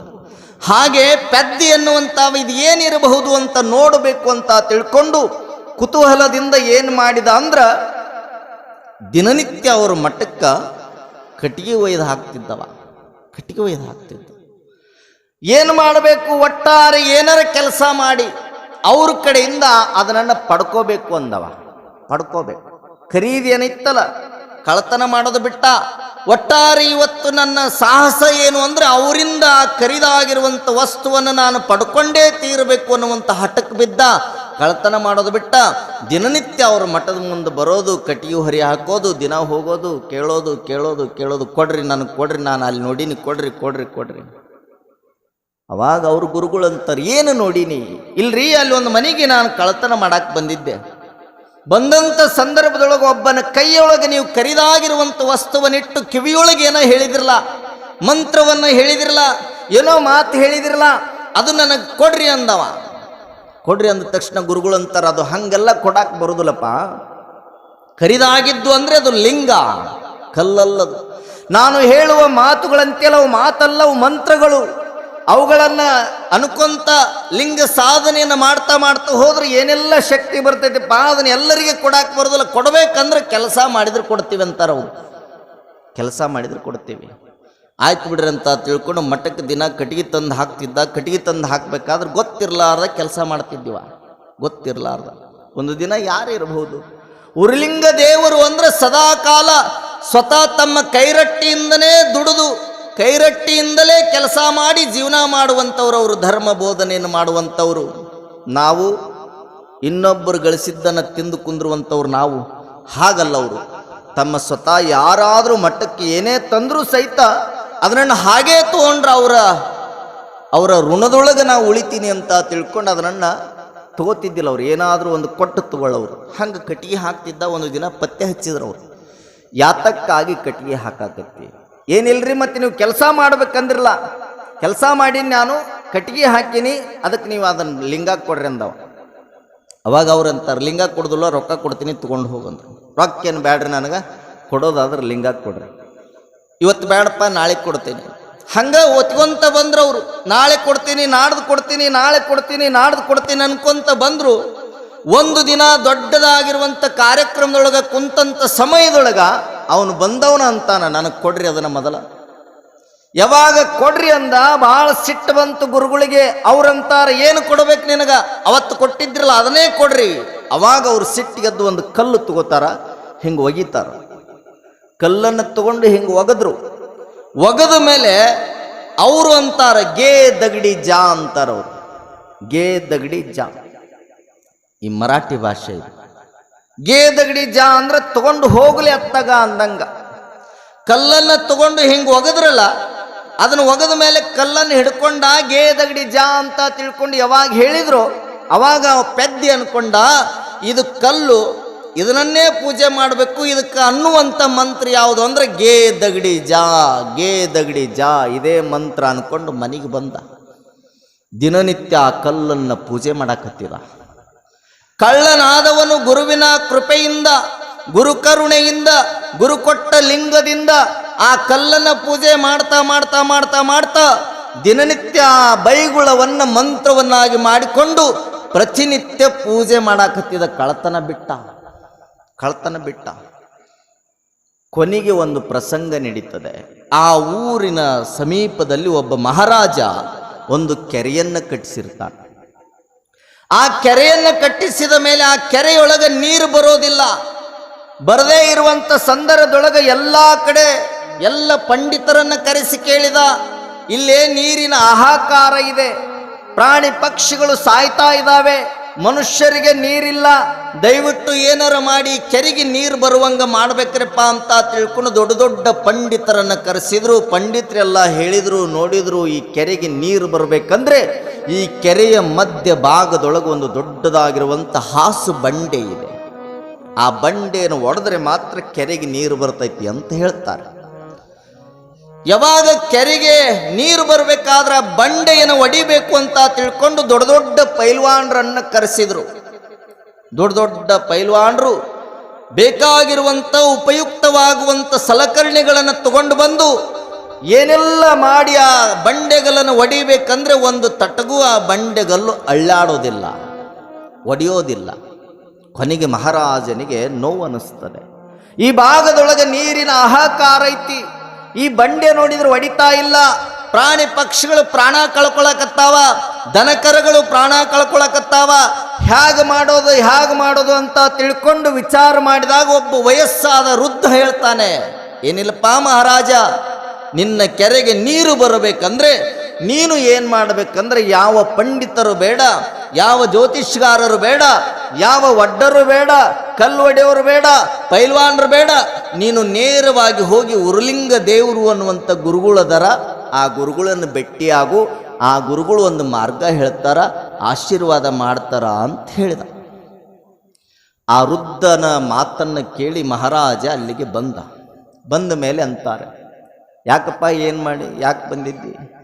ಏನಿಲ್ರಪ್ಪ, ನಮ್ಮ ಭಾಗದೊಳಗ ನೀರಿನ ಹಾಹಾಕಾರ ಐತಿ, ಒಂದು ಕೆರೆ ಕಟ್ಸಿನಿ, ಆ ಕೆರೆಯೊಳಗ ನೀರು ಬರ್ತಾ ಇಲ್ಲ, ಗಂಗಮ್ಮ ಒಲಿತಾ ಇಲ್ಲ, ಹಾಗಾಗಿ ನೀವು ಏನಾರ ಮಾಡಿ ನಮ್ಮ ಕೆರೆಗೆ ದಯಮಾಡಿಸಿ ಆಶೀರ್ವಾದ ಮಾಡಿ ಬರಬೇಕು ಅಂದ್ರ ನಮ್ಮ ಪಾಪ ಪರಿಹಾರಕ್ಕದ, ನಮಗೆ ಹಿಂಗೆ ಹೇಳಿ ಕಳಿಸ್ಯಾರ, ದಯವಿಟ್ಟು ತಾವು ಬರಬೇಕು, ಒಪ್ಪಬೇಕು, ಅಲ್ಲಿ ಅನ್ನಬಾರ್ದು ಅಂತ ತಿಳ್ಕೊಂಡು ಭಿನ್ನಹ ಮಾಡಿದ.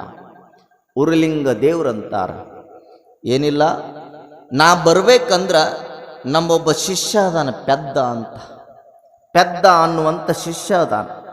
ಆ ಪೆದ್ದಿ ಅನ್ನುವಂಥ ಶಿಷ್ಯ ಏನದಾನ, ಆ ಶಿಷ್ಯನ ಕರ್ಕೊಂಡು ಬಂದ್ರೆ ನಾ ಬರ್ತೀನಿ ಅಂತಾರ ಗುರುಗಳು. ಆ ಶಿಷ್ಯನನ್ನ ಕರ್ಕೊಂಡು ಬಂದ್ರೆ ನಾ ಬರ್ತೀನಿ ಅಂದಾಗ ಮಹಾರಾಜ್ ಅಂತಾನ, ಯಾರನ್ನಾದ್ರೂ ಕರ್ಕೊಂಡ್ಬರ್ತೀನಿ, ಒಟ್ಟಾರೆ ನಮ್ಮ ಕೆರೆಗೆ ನೀರು ಬಂದ್ರೆ ಸಾಕು ಗುರುವರ್ಯ ಅಂತಾರವ್ರು. ಆಯ್ತು ಹೋದ. ಹೋಗಿ ಆ ಶಿಷ್ಯನಿಗೆ ಭಿನ್ನಹ ಮಾಡಿದ. ಇಲ್ಲ, ಉರುಲಿಂಗ ದೇವರು ಅನ್ನುವಂಥ ಗುರುಗಳು ಕಳಿಸ್ಕೊಟ್ಟಾರ, ನೀನು ನಮ್ಮ ಕೆರೆಗೆ ಇಂಥ ದಿನ ಗುರುಗಳು ದಯಮಾಡಿಸ್ತಾರ, ಅವ್ರ ಜೊತೆ ನೀನು ಬರಬೇಕು ಅಂತ ತಿಳ್ಕೊಂಡು ಭಿನ್ನ ಮಾಡಿದ ಮೇಲೆ ಗುರುವಿನ ಜೊತೆ ಶಿಷ್ಯನು ಬಂದ ಆ ಕೆರೆಗೆ. ಒಂದು ದಿನ ಬಂದ ಮೇಲೆ ಎಲ್ಲ ಜನರೂ ನಿಂತಿರ್ತಾರೆ. ಸುತ್ತ ಕೆರೆಯ ದಡದ ಮೇಲೆ ಜನಸ್ತೋಮ. ಕೆರೆ ದಡದ ಮೇಲೆ ಜನಸ್ತೋಮ. ಗುರುಗಳು ಕೂಡ್ತಾರ, ಮುಹೂರ್ತ ಮಾಡ್ತಾರ, ಶಿಷ್ಯ ನಿಂತಿರ್ತಾನ ಕೈ ಮುಗಿದು. ಅವಾಗ ರಾಜ ಅಂತಾನಪ್ಪ, ಇದೇ ಕೆರೆ, ಈ ಕೆರೆಯೊಳಗೆ ಬಂಡೆಗಲ್ಲ ಐತೆಂತ. ಆ ಬಂಡೆಗಲ್ಲನ್ನು ಏನು ಮಾಡಿದ್ರು ಒಡಿತಾ ಇಲ್ಲ. ಹಾಗಾಗಿ ತಾವು ಏನು ಮಾಡ್ಬೇಕಂದ್ರೆ ಆಶೀರ್ವಾದ ಮಾಡಿ ಆ ಬಂಡೆಗಲ್ಲನ್ನು ಒಡೆಯುವಂಥ ಶಕ್ತಿಯನ್ನು ನೀಡಬೇಕಪ್ಪ. ಈ ಕೆರೆಗೆ ನೀರು ಬಂದ್ರೆ ಸಾಕು ಬುದ್ಧಿ ಅಂತ ತಿಳ್ಕೊಂಡು ಬೇಡಿಕೊಂಡಾಗ ಅವಾಗ ಗುರುಗಳು ಅಂತಾರಂತೆ, ಶಿಷ್ಯ, ಏ ಪೆದ್ದಿ ಹೋಗು, ಅವ್ರದ್ದೇನೋ ಕಷ್ಟ ಐತಂತ, ಅವ್ರ ಕೆರೆಯೊಳಗೆ ಕಲ್ಲೈತಂತ, ಅದನ್ನ ಒಂದಿಟ್ಟು ಒಡೆದು ಹೋಗಂತ ತಿಳ್ಕೊಂಡು ಅವನಿಗೆ ಆಶೀರ್ವಾದ ಮಾಡಿ ಹೇಳಿ ಕಳಿಸ್ತಾರೆ. ಗುರು ಹೇಳಿದ ಮಾತನ್ನು ಮೀರೋದಿಲ್ಲ ಶಿಷ್ಯ. ಗುರು ಹೇಳಿದ ಮಾತನ್ನು ಮೀರೋದಿಲ್ಲ ಶಿಷ್ಯ. ಯಾವಾಗ ಗುರುಗಳು ಹೇಳಿದ್ರೋ ಅವಾಗ ಹೋಗಿ ಗುರುಗಳಿಗೆ ನಮಸ್ಕಾರ ಮಾಡಿ ಹೋಗಿ ಕೆರೆಯೊಳಗ ನಿಂತ ಮೇಲೆ ಏನು ಕಲ್ಲು ಕೊಟ್ಟಿದ್ರಲ್ಲ, ಆ ಕಲ್ಲು ಅದು ಕಲ್ಲಾಗಿದ್ದಿಲ್ಲ, ಅದು ಲಿಂಗವಾಗಿ ಪರಿವರ್ತನೆಯಾಗಿತ್ತು. ಆ ಏನು ಲಿಂಗವನ್ನು ತಗೊಂಡ ತನ್ನ ಕೈಯೊಳಗ, ಗುರು ಕೊಟ್ಟ ಲಿಂಗ ಇದು ಕಲ್ಲಿದು ಅನ್ನುವಂಥ ಭಾವ ಅವನಲ್ಲಿತ್ತಲ್ಲ, ಅದು ಕಲ್ಲು ಹೋಗಿ ಲಿಂಗ ಆಗಿತ್ತಲ್ಲ, ಅದನ್ನ ತಗೊಂಡ ಆ ಬಂಡಿಗಲ್ಲಿಗೆ ಮುಟ್ಟಿಸಿದ. ಹಾಸು ಬಂಡಿಗೆ ಮುಟ್ಟಿಸಿ ಅಂತಾನಂತ, ಗೇ ದಗಡಿ ಜಾ ಅಂತಾನಂತವ. ಆ ಕಲ್ಲನ್ನು ತಗೊಂಡು ಆ ಕಲ್ಲಿಗೆ ಮುಟ್ಟಿಸಿ ಗೇ ದಗಡಿ ಜಾ ಅಂತ ತಿಳ್ಕೊಂಡು ಯಾವಾಗ ಹೇಳಿದ, ಆ ಕ್ಷಣದೊಳಗ ಆ ಕೆರೆಯೊಳಗಿರುವಂಥ ಬಂಡೆಗಲ್ಲು 2 ಹೋಳಾಗಿ ಅಲ್ಲಿ ಗಂಗಮ್ಮ ತಾನಾಗೇ ಮೇಲೆ ಬರ್ತೈತಂತೆ. ಯಾವಾಗ ಬಂತೋ ಅವಾಗ ಗುರುಗಳು ಆಶ್ಚರ್ಯ ಪಡ್ತಾರೆ. ಎಂಥ ಶಿಷ್ಯ, ನಾನು ಕೇವಲ ಒಂದು ಕಲ್ಲನ್ನು ಕೊಟ್ಟರೆ ಅದು ಲಿಂಗ ಅನ್ನುವಂಥ ಭಾವನೆಯೊಳಗ ನಾ ಬೈದಂಥ ಬೈಗುಳವನ್ನು ಮಂತ್ರವನ್ನಾಗಿ ಮಾಡಿಕೊಂಡಾನಂದ್ರೆ, ಈ ಶಿಷ್ಯನನ್ನೇ ಮುಂದೊಂದು ದಿನ ನಮ್ಮ ಮಠಕ್ಕೆ ಉತ್ತರಾಧಿಕಾರಿಯನ್ನಾಗಿ ಮಾಡಿಕೊಳ್ಳಬೇಕು ಅಂತ ತಿಳ್ಕೊಂಡು ಆ ಪೆದ್ದಿಯನ್ನ ಅವನಿಗೆ ಸಂಸ್ಕಾರ ಕೊಟ್ಟು ಕೊನೆಗೆ ಉರುಲಿಂಗ ಪೆದ್ದಿ ಎನ್ನುವಂಥ ಹೆಸರನ್ನಿಟ್ಟು ತಮ್ಮ ಮಠದ ಉತ್ತರಾಧಿಕಾರಿಯನ್ನಾಗಿ ಮಾಡ್ತಾರಂತೆ. ಒಬ್ಬ ಕಳ್ಳನನ್ನ ಕಾರಣ ಗುರು ಕೊಟ್ಟ ಸಂಸ್ಕಾರದ ಬಲದಿಂದ ಕಳ್ಳನೂ ಸಹಿತ ಮಹಾತ್ಮನಾಗಬಲ್ಲ ಅನ್ನುವಂಥ ನಿದರ್ಶನ. ಗುರು ಕರುಣೆಯಿಲ್ಲದವನ ಸ್ನೇಹ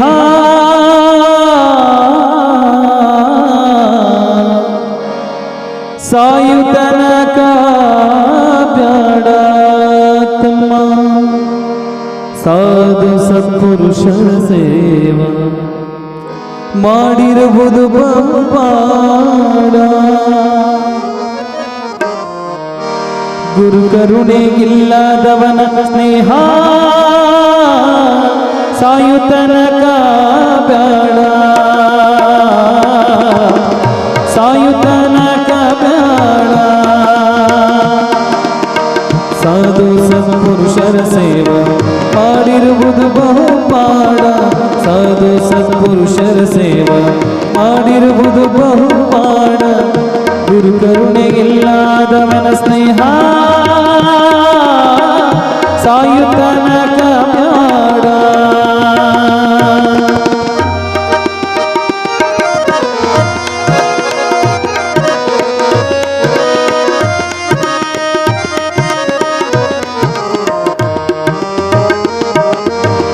ಮಾತಿನೊಳಗೆ ಮಾತಿಲ್ಲದವನ ಸ್ನೇಹ, ಮಾತಿನೊಳಗೆ ಮಾತಿಲ್ಲದವನ ಸ್ನೇಹ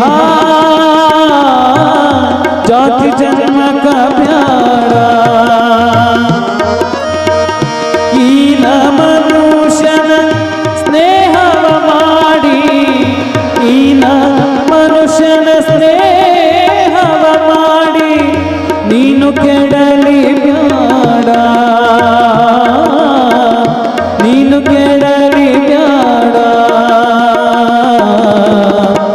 ಅಕ್ಕ ತಂಗಿಯರೆಂದು ಬಾಗಿಲೇ ಕರೆದು ಹೊಕ್ಕು ಬಡಿಸಲು ಬ್ಯಾಡ. ಅಕ್ಕ ತಂಗಿಯರೆಂದು ಬಾಗಿಲೇ ಕರೆದು ಹೊಕ್ಕು ಬಡಿಸಲು ಬ್ಯಾಡ. ನಿತ್ಯ ಕಾಲದಲ್ಲಿ ಹಸನವನುಂಡು, ನಿತ್ಯ ಕಾಲದಲ್ಲಿ ಹಸನವನುಂಡು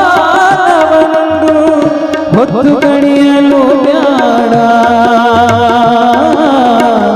ಹೊತ್ತು ಗಣಿಯಲು ಬ್ಯಾಡ. ಹಿರಿದಿಗೆ ಕಿರಿದು ಕಿರಿದಿಗೆ ಹಿರಿದು, ಹಿರಿದಿಗೆ ಕಿರಿದು ಕಿರಿದಿಗೆ ಹಿರಿದು ಸರಿಯ ಮಾಡಲು ಬ್ಯಾಡ. ಹಿರಿದಿಗೆ ಕಿರಿದು ಕಿರಿದಿಗೆ ಹಿರಿದು ಸರಿಯ ಮಾಡಲು ಬ್ಯಾಡ. ಗುರು ಮಹಂತೇಶನ ಪಾದವ ಹಿಡಿದು, ಗುರು ಮಹಂತೇಶನ ಪಾದವ ಹಿಡಿದು ಇರುವುದು ಬಹುಪಾಡ. ಇರುವುದು ಬಹುಪಾಡ. ಗುರು ಕರುಣೆಗಿಲ್ಲದವನ ಸ್ನೇಹ ಸಾಯುತನಕ ಬ್ಯಾಡ. ಸಾಯುತನಕ ಬ್ಯಾಡ. ಸಾಯುತನಕ ಬ್ಯಾಡ. ಜಯ ಗುರು ಬಸವೇಶ್ವರ ಮಹಾರಾಜ ಕಿ. ಒಟ್ಟಾರೆ ಮನುಷ್ಯನಿಗೆ ಸಂಸ್ಕಾರ ಬೇಕು ಅನ್ನುವಂಥ ಚಿಂತನೆಯನ್ನು ನಾವು ಇವತ್ತು ಮಾಡ್ತಾ ಇದ್ದೀವಿ. ಇನ್ನಿಷ್ಟು ನಾಳೆಗೆ ಅದೇ ಚಿಂತನೆಯನ್ನು ಮಾಡೋಣ ಅನ್ನುವಂಥ ಮಾತನ್ನು ಹೇಳಿ ಇವತ್ತಿನ ಈ ಪ್ರವಚನದ ಸೇವೆಯನ್ನು ಬಸವಣ್ಣವರ ಪಾದಕ್ಕೆ ಅರ್ಪಣೆ ಮಾಡಿ ಮುಂದಿನ ಕಾರ್ಯಕ್ರಮವನ್ನು ನಮ್ಮ ಶಿಕ್ಷಕರು ನೆರವೇರಿಸಿಕೊಡಬೇಕಾಗಿ ವಿನಂತಿ.